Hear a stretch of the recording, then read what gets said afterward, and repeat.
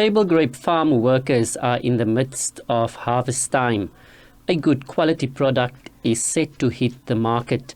However, it all depends on the harshness of Mother Nature.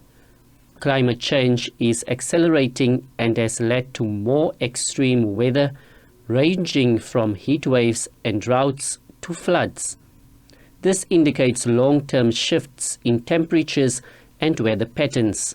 One farmer says the impact will be astronomical for consumers in the near future. The main focus of the agricultural sector on this stage, on the short term, should be how can we save the crops that is on the lands? How can we make sure it ends up on the shelves and not end up in a situation where we have shortages in terms of food supply to the consumer, as well as not created shortages in the market that have an impact on the prices.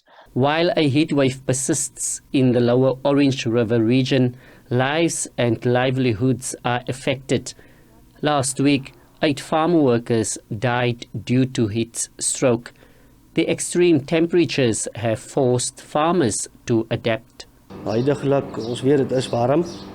So ons probeer van ons kant af, as dit so warm is, as mense dalk in jong stokkies werk waar hulle blootgestel word aan die hitte, om hulle eerder te skuif na 'n area toe waar meer skaduwee is. With climate change leaving its mark on the continent with natural disasters, experts believe it will have detrimental effects in the long run. And that's going to ultimately have the long-term effect on the South African agricultural production value chain and the risk that we have. Together with that, obviously, we also need to keep an eye on what is happening internationally. So where climate change affects certain regions, in particular, or as an example, drought in Argentina at the moment, those have implications globally. And a mind shift is paramount, this as weather patterns continue to change. Try to reduce greenhouse gases, try to use more and more of renewable energy, and just try to minimize all those things that make our global temperatures rise. But that is that needs to be done by governments and local authorities. A climate change bill is currently before Parliament.